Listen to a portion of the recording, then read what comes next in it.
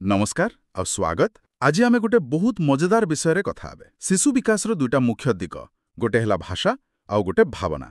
एई दुईटा विषय किछि प्रश्न अछि आम पाखरे जहाँ साधारणतः शिक्षादान परीक्षा पई व्यवहार हुए। तो आमे सेई प्रश्न आ तार उत्तर को टिके भल भावे बुझिबाकू चेष्टा करिबा, माने काहींकि सेटा ही ठीक उत्तर। तेबे आसंतु आरंभ करिबा। हाँ निश्चय।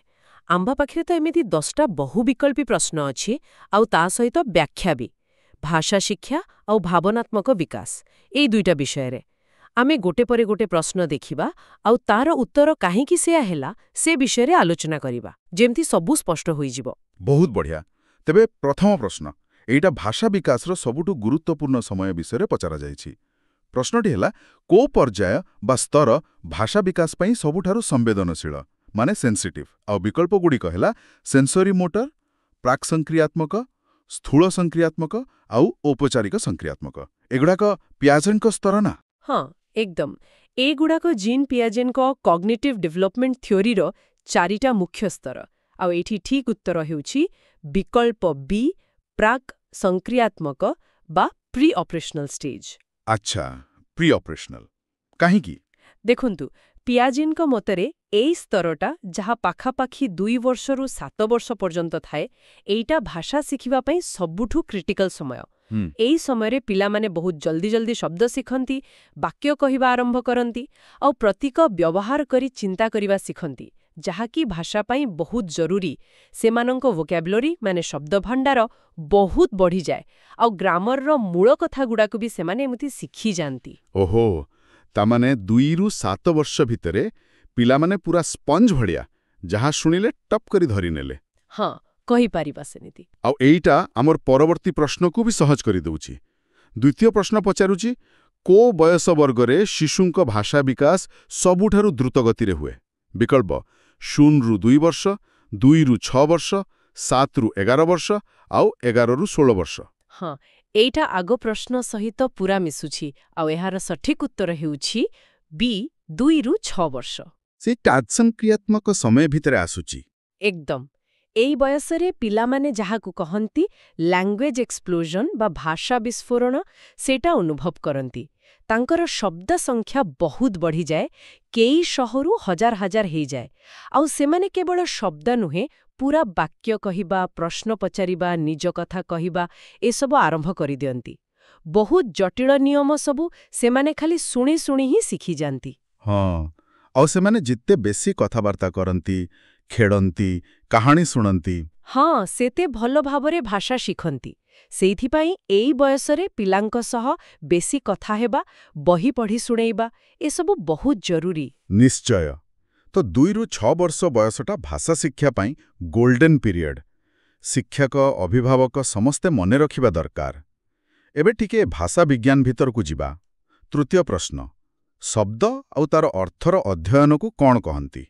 विकल्प अछि सेमांटिक्स, लिंग्विस्टिक्स, फोनेटिक्स, सिंटैक्स। हाँ एटा भाषा विज्ञानर विभिन्न ब्रांच विषय रे। तो एहार ठीक उत्तर हेउची ए सेमांटिक्स, ओडिया रे कहिले अर्थ विज्ञान। सेमांटिक्स। देखंतु लिंग्विस्टिक्स हेला पूरा भाषार वैज्ञानिक अध्ययन। फोनेटिक्स केवल ध्वनिर उच्चारण, सुनिबा ए सबु देखे। आउ सिंटैक्स हेला वाक्य गठनर नियम, केमिति शब्द सजे ही वाक्य तैयारी हुए। किंतु सिमेंटिक्स रो फोकस हेउची अर्थ बा मीनिंग उपरे। शब्दर अर्थ कोण, वाक्यर अर्थ कोण, गोटे शब्दर अलगा अलगा अर्थ केमिति हुए, कॉन्टेक्स्ट बदलिले अर्थ केमिति बदले, ए सबु सिमेंटिक्स रो काम। अच्छा, ताहले जेतेबेले आमे कहू ए शब्दर माने कोण बा ए वाक्यरु कोण बुझा पड़ुची, आमे प्रकृतरे सिमेंटिक्स कथा ही कहूछु। हाँ एकदम। एबे चतुर्थ प्रश्न, एइटा भी गोटे शब्द विषय रे। इटिमोलॉजी कोण? विकल्प हेला शिक्षाशास्त्रर विज्ञान, भाषा अध्ययनर विज्ञान, शब्दर अर्थर विज्ञान ना शब्दर उत्पत्ति जानिबार विज्ञान। एटी ठीक उत्तर हेउची डी शब्दर उत्पत्ति जानिबार विज्ञान। एटिमोलॉजी भी लिंग्विस्टिक्स रो गोटे अंश, किंतु एहार काम हेला शब्दर इतिहास खोजिबा। शब्दर इतिहास केमिति? माने गोटा शब्द कोठु आसिला, तार मूल रूप कोण थिला, को भाषारु आम भाषा को आसीछि, ସମୟ ସାଙ୍ଗରେ ତାର ଚେହେରା ବା ଅର୍ଥ କିଛି ବଦଳିଛି କି ଏସବୁ ପ୍ରଶ୍ନର ଉତ୍ତର ଖୋଜେ ଏଟିମୋଲୋଜି। ଯେମିତି ଆମ ଉତ୍ସର ଉଦାହରଣ ଅଛି ଇଂରାଜୀ ଶବ୍ଦ ଏଜୁକେସନ୍। ସେଟା ଲାଟିନ୍ ଶବ୍ଦ ଏଜୁକେରରୁ ଆସିଛି। ଆଉ ଏଜୁକେରର ମାନେ ଥିଲା ପାଳନ କରିବା ବା ଟ୍ରେନିଂ ଦେବା। ଏଟା ଜାଣିବା ମଜା ଲାଗୁଛି ନା? ହଁ, ବହୁତ ମଜାଦାର ତ। ଶବ୍ଦମାନଙ୍କର ବି ଗୋଟେ ଗୋଟେ ଲାଇଫ୍ ଷ୍ଟୋରି ଅଛି। ଏଜୁକେସନର ମୂଳ ଅର୍ଥ ଥିଲା ପାଳନ କରିବା। ବାଃ, ଏହା ଜାଣିଲା ପରେ ଶବ୍ଦଟାକୁ ଦେଖିବାର ନଜରିଆ ବଦଳିଗଲା।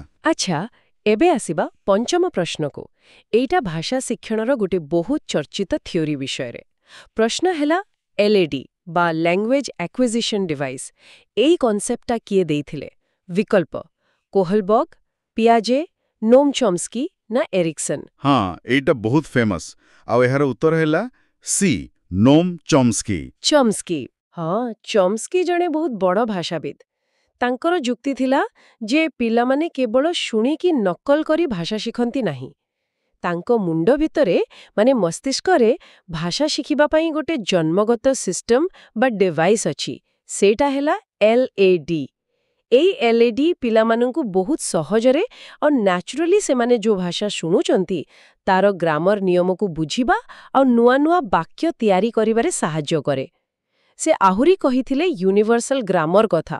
ମାନେ ସବୁ ମଣିଷ ଭାଷାରେ କିଛି କମନ୍ ଷ୍ଟ୍ରକ୍ଚର ଅଛି ଯାହା ଆମ ବ୍ରେନ୍ରେ ଆଗରୁ ଅଛି। ବାଃ, ଏଇଟା ତ ବହୁତ ଅଲଗା ପ୍ରକାର ଚିନ୍ତା। ମାନେ ଭାଷା ଶିଖିବାଟା କେବଳ ବାହାରୁ ନୁହେଁ, ଭିତରୁ ବି ଆସୁଛି। ପିଲାମାନେ କେତେ ଚମତ୍କାର ଭାବେ ଭାଷା ଶିଖିଯାନ୍ତି, ଏଇଟା ତାର ଗୋଟେ କାରଣ ହୋଇପାରେ। ଏବେ ଭାଷାର ଆହୁରି ଛୋଟ ଲେଭଲକୁ ଯିବା। ଷଷ୍ଠ ପ୍ରଶ୍ନ, ଗୋଟେ ଶବ୍ଦ ବା ଭାଷାର ସବୁଠାରୁ ଛୋଟ ଧ୍ୱନି ଏକକକୁ କ'ଣ କୁହନ୍ତି? ବିକଳ୍ପ ପୁଣି ସେଇଆ, ଫୋନିମ୍, ମୋର୍ଫିମ୍, ସିଣ୍ଟାକ୍ସ, ଲିଙ୍ଗୁଇଷ୍ଟିକ୍ସ। ହଁ, ଏଠି ଗୁରୁତ୍ୱପୂର୍ଣ୍ଣ ଏହା ଧ୍ୱନି ଏକକ। ଆଉ ଏହାର ଠିକ୍ ଉତ୍ତର ହେଉଛି ଏ, ଫୋନିମ୍। ଓଡ଼ିଆରେ କହନ୍ତି ଧ୍ୱନିଗ୍ରାମ। ଫୋନିମ୍। ହଁ, ଫୋନିମ୍ ହେଉଛି କୌଣସି ଭାଷାରେ ଥିବା ସବୁଠୁ ଛୋଟ ଧ୍ୱନି ଯାହା ବଦଳିଗଲେ ଶବ୍ଦର ଅର୍ଥ ବଦଳି ଯାଇପାରେ। ଗୋଟେ ଫୋନିମ୍ର ନିଜର କିଛି ଅର୍ଥ ନଥାଏ, କିନ୍ତୁ ସେ ଅର୍ଥ ବଦଳିପାରେ। ଯେମିତି ଇଂରାଜୀରେ ବ୍ୟାଟ୍ ଆଉ କ୍ୟାଟ୍। ଏଠି ଖାଲି ପ୍ରଥମ ଧ୍ୱନିଟା ଅଲଗା, ବି ଆଉ କେ, ଆଉ ସେ ଗୋଟିଏ ଧ୍ୱନି ବଦଳିବାରୁ ଅର୍ଥ ପୁରା ବଦଳିଗଲା। ତେଣୁ ବି ଆଉ କେ ହେଲେ ଦୁଇଟା ଫୋନିମ୍। ଆମ ଓଡ଼ିଆରେ ଯେମିତି କାଲି ଆଉ ଖାଲି। ଏକଦମ ଠିକ୍। ଏଠି କା ଆଉ ଖା ହେଲେ ଦୁଇଟା ଫୋନିମ୍, କାରଣ ସେ ଦୁଇଟା ଧ୍ୱନି ଅର୍ଥ ବଦଳୁଛନ୍ତି। ବୁଝିଗଲି। ଫୋନିମ୍ ହେଲା ଧ୍ୱନିର ବେସିକ୍ ୟୁନିଟ୍, ଯାହା ଅର୍ଥରେ ପାର୍ଥକ୍ୟ ଆଣିପାରେ। ଏବେ ସପ୍ତମ ପ୍ରଶ୍ନ। ଏଇଟା ଟିକେ ଅଲଗା। ପଚାରୁଛି, ସବୁଠାରୁ ଛୋଟ ଅର୍ଥପୂର୍ଣ୍ଣ ଏକକକୁ କ'ଣ କୁହାଯାଏ? ବିକଳ୍ପ ସେଇ ସମାନ। ହଁ, ଏଥର ଜୋର ଦିଆଯାଇଛି ଅର୍ଥପୂର୍ଣ୍ଣ ଏକକ ଉପରେ। ତେଣୁ ଏହାର ଉତ୍ତର ହେବ ବି, ମର୍ଫିମ୍। ମର୍ଫିମ୍ ଓଡ଼ିଆରେ ରୂପିମ୍। ମର୍ଫିନ୍। ଯେମିତି ଘର, ବହି, ଯା ଏସବୁର ଅର୍ଥ ଅଛି, କିମ୍ବା ଏହା ଗୋଟେ ଶବ୍ଦର ଅଂଶ ହୋଇପାରେ, ଯେମିତି କିଛି ପ୍ରିଫିକ୍ସ ବା ସଫିକ୍ସ। ଯେମିତି ଇଂରାଜୀରେ ଅନହ୍ୟାପିନେସ୍ ଶବ୍ଦଟା ଦେଖନ୍ତୁ, ଏଥିରେ ତିନିଟା ମର୍ଫିମ୍ ଅଛି। ଅନ୍, ଯାହାର ମାନେ ନୁହେଁ, ହ୍ୟାପି ମାନେ ଖୁସି, ଆଉ ନେସ୍, ଯାହା ଗୋଟେ ଅବସ୍ଥା ବୁଝାଏ। ଏ ତିନିଟା ଯାକ ଅଂଶର ନିଜ ନିଜର ଅର୍ଥ ଅଛି। ଓଡ଼ିଆରେ ବି ଏମିତି ଅଛି? ନିଶ୍ଚୟ। ଭାବନ୍ତୁ ଅସମ୍ଭବ ଶବ୍ଦଟା। ଏଠି ଅ ଗୋଟେ ମର୍ଫିମ୍ ମାନେ ନୁହେଁ, ଆଉ ସମ୍ଭବ ଆଉ ଗୋଟେ ମର୍ଫିମ୍।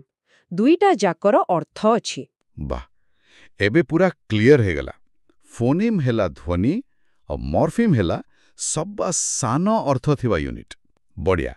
ଭାଷାର ଏ ମୂଳ କଥା ବୁଝିଲା ପରେ ଏବେ ଚାଲନ୍ତୁ ଟିକେ ଆମ ଆଲୋଚନାର ଦିଗ ବଦଳିବା। ଶିଶୁ ବିକାଶର ଆଉ ଗୋଟେ ବହୁତ ଗୁରୁତ୍ୱପୂର୍ଣ୍ଣ ଦିଗ, ଭାବନା ବା ଆବେଗ, ଇମୋସନ୍, ସେପଟକୁ ଯିବା। ତେବେ ଅଷ୍ଟମ ପ୍ରଶ୍ନ, ଭାବନାତ୍ମକ ବିକାଶ ମୁଖ୍ୟତଃ କାହା ଯୋଗୁଁ ହୁଏ?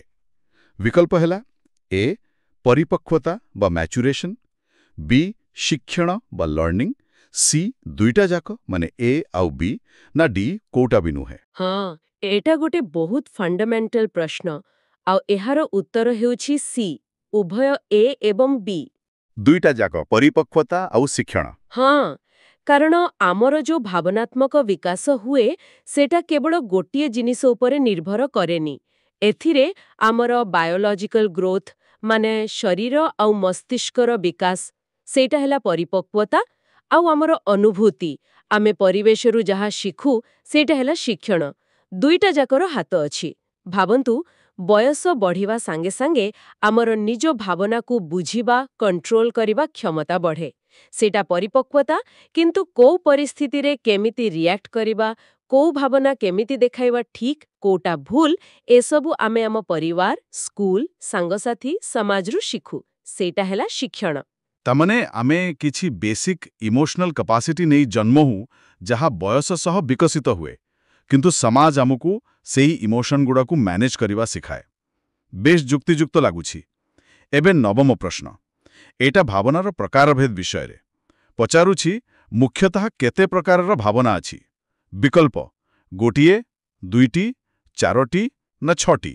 ଆମ ଉତ୍ସାହ ଅନୁସାରେ ଏହାର ଉତ୍ତର ହେଉଛି ବି ଦୁଇଟି ଏଠି ଭାବନାଗୁଡ଼ିକୁ ଦୁଇଟା ବଡ଼ କ୍ୟାଟେଗୋରୀରେ ବଣ୍ଟା ଯାଇଛି ଗୋଟେ ହେଲା ସକାରାତ୍ମକ ଭାବନା ବା ପଜିଟିଭ୍ ଇମୋସନ୍ସ ଆଉ ଗୋଟେ ହେଲା ନକାରାତ୍ମକ ଭାବନା ବା ନେଗେଟିଭ୍ ଇମୋସନ୍ସ ପଜିଟିଭ ଆଉ ନେଗେଟିଭ ପଜିଟିଭ ମାନେ ପଜିଟିଭ୍ ଭିତରେ ଆସିବ ଖୁସି ଭଲ ପାଇବା ଆଗ୍ରହ ବା କୌତୂହଳ ଆଶା ଏମିତି ସବୁ ଆଉ ନେଗେଟିଭ୍ ଭିତରେ ଆସିବ ରାଗ ଡର ଦୁଃଖ ଈର୍ଷା ଚିନ୍ତା ଏସବୁ ଆଉ ଏମିତି ଭାଗ କରିବାର ଗୋଟେ କାରଣ ହେଲା ଏ ଦୁଇ ପ୍ରକାର ଭାବନା ପିଲାର ଶିକ୍ଷା ଆଉ ବ୍ୟବହାରକୁ ଅଲଗା ଅଲଗା ପ୍ରଭାବ ପକାଏ ଅବଶ୍ୟ ଗୋଟେ କଥା କହି ରଖେ ବାସ୍ତବରେ ମଣିଷର ଇମୋସନ ଦୁନିଆଟା ବହୁତ ଜଟିଳ ପଲ୍ ଏକମାନଙ୍କ ଭଳି ସାଇକୋଲୋଜିଷ୍ଟମାନେ 6ଟା ବେସିକ୍ ଇମୋସନ କଥା କହିଛନ୍ତି କିନ୍ତୁ ଶିକ୍ଷା ଦୃଷ୍ଟିରୁ ଏଇ ଦୁଇ ଭାଗିଆ ବିଭାଜନଟା କାମରେ ଆସେ ହଁ ଏଇଟା ଗୋଟେ ସିମ୍ପ୍ଲିଫାଇଡ୍ ଭ୍ୟୁ କିନ୍ତୁ ବ୍ୟବହାରିକ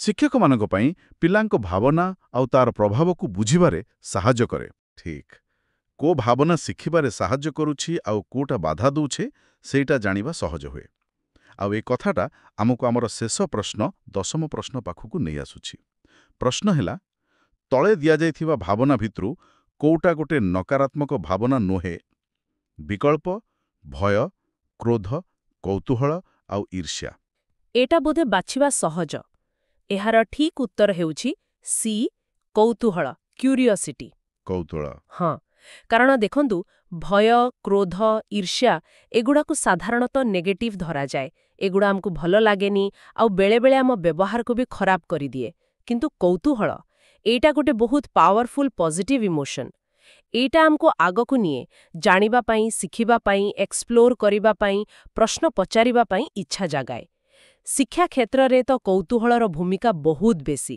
ଜଣେ କୌତୂହଳୀ ପିଲା ନିଜେ ନିଜେ ଶିଖିବାକୁ ଚେଷ୍ଟା କରେ ଯେତେବେଳେ କି ଭୟ ବା ରାଗ ପିଲାକୁ ଶିଖିବାରୁ ଦୂରେଇ ନେଇପାରେ ହଁ ସେମିତି ସମ୍ଭାବନା ଅଛି ସେଗୁଡ଼ା କନସେଣ୍ଟ୍ରେସନରେ ବାଧା ଦେଇପାରେ ତେବେ ଏଇ 10ଟା ପ୍ରଶ୍ନ ଆଉ ତାର ଆଲୋଚନାରୁ ଆମେ ଭାଷା ଆଉ ଭାବନାର ବିକାଶ ବିଷୟରେ କିଛି ମୁଖ୍ୟ କଥା ଜାଣିଲେ ଏସବୁରୁ ଯଦି ମୁଖ୍ୟ ଶିକ୍ଷା ବାହାର କରିବା ତାହେଲେ କ'ଣ ହେବ ଆମେ ଦେଖିଲେ ଭାଷା ପାଇଁ ପିଲାଦିନର କିଛି ବର୍ଷ ବିଶେଷ କରି 2ରୁ 6 ବର୍ଷ କେତେ ଗୁରୁତ୍ୱପୂର୍ଣ୍ଣ ଚମ୍ସ୍କିଙ୍କ ଏଲ୍ଏଡି କଥା ବି ମନେ ପକେଇଲେ ଆଉ ଭାଷାର ସବା ସାନୁ ୟୁନିଟ୍ ଫୋନିମ୍ ଆଉ ମର୍ଫିମ୍ର ଫରକ ବୁଝିଲେ ଶବ୍ଦର ଅର୍ଥ ସିମେଣ୍ଟିକ୍ସ ଆଉ ତାର ଇତିହାସ ଇଟିମୋଲୋଜି କେତେ ମଜାଦାର ସେ କଥା ବି ଜାଣିଲେ ହଁ ଆଉ ଭାବନା କ୍ଷେତ୍ରରେ ଆମେ ଦେଖିଲେ ଯେ ଏହା କେବଳ ବାୟୋଲୋଜିକାଲ ମ୍ୟାଚୁରେସନ୍ ନୁହେଁ ଲର୍ଣ୍ଣିଂର ବି ବଡ଼ ଭୂମିକା ଅଛି ଆଉ ପଜିଟିଭ୍ ଇମୋସନ୍ସ ଯେମିତିକି କୌତୂହଳ ଶିକ୍ଷାକୁ କେମିତି ଆଗକୁ ନିଏ ସେ କଥା ବି ଦେଖିଲେ ଆଉ ଯଦି ଆମେ ଏସବୁକୁ ଏକାଠି କରି ଦେଖିବା ତେବେ ଏହି ଜ୍ଞାନ କେବଳ ପରୀକ୍ଷା ପାସ୍ କରିବା ପାଇଁ ନୁହେଁ ଯିଏ ବି ପିଲାମାନଙ୍କ ସହିତ କାମ କରୁଛନ୍ତି